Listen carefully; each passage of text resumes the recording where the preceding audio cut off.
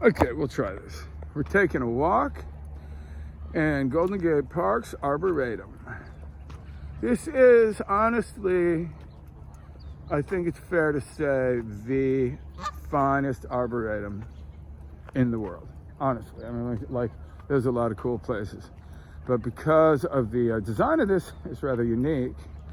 It's done according to geographic regions. So you can go to an area that is like Australia, New Zealand, or California natives.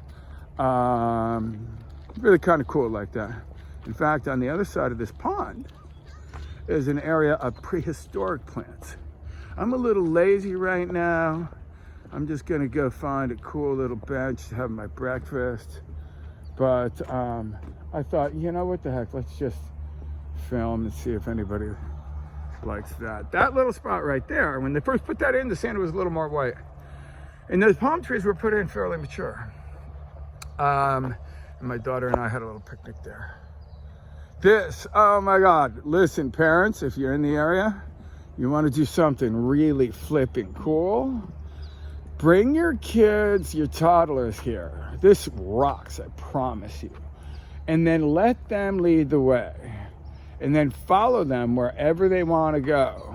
Incidentally, that's a Metro Sideris in front of you. Those are like air routes, kind of cool. But you follow them where they want to go. Now that's cool enough, right? But if you get down to their level, it's going to take like crawling, right? You realize that walking through here is like an intense flipping jungle, man. Like you can't see over these ferns. So as far as you can tell, you're in the flipping Amazon, man. It's like so ridiculously cool. I used to love doing that. Now I still bring my kids here. We were here the other day. If you get in, it's free for residents, by the way. If you're not a resident. Oh, by the way, this is the plant. I don't know if anybody's watching. I was filming and I couldn't remember the name. Cordyline australis. I have this in front of my house. Drought tolerant, wonderful plant. Won't handle a frost. But anyway, if you are here, like after it closes, no, you can't stay forever. But they don't like necessarily kick you out, I don't think.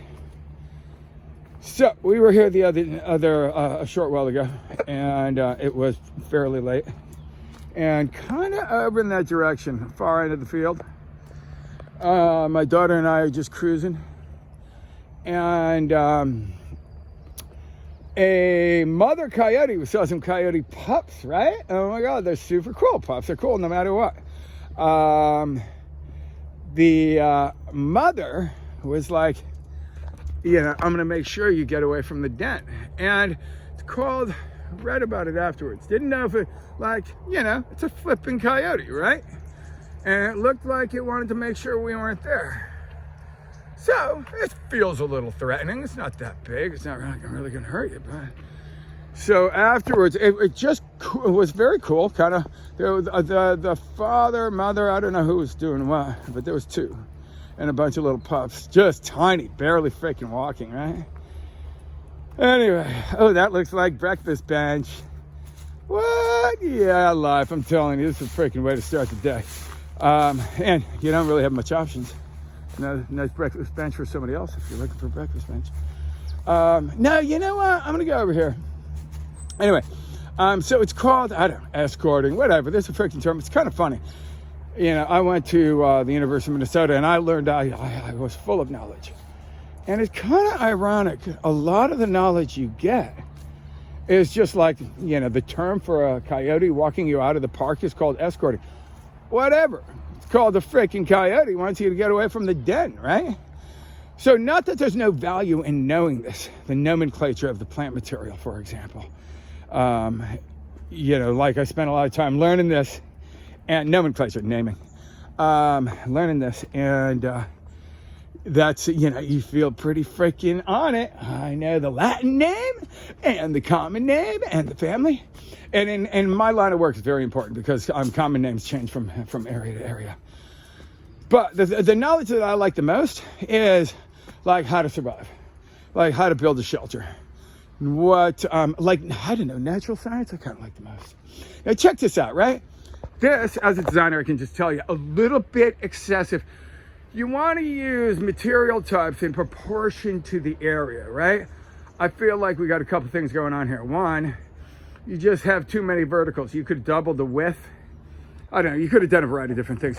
Like, it's just a little bit, it's a little too cagey, a little bit extra work. You might have even just been able to thin it out 30% and had something a little bit more interesting. I'm not crazy about the design of this. In this area, the design was brilliant. It was, used to be old timbers.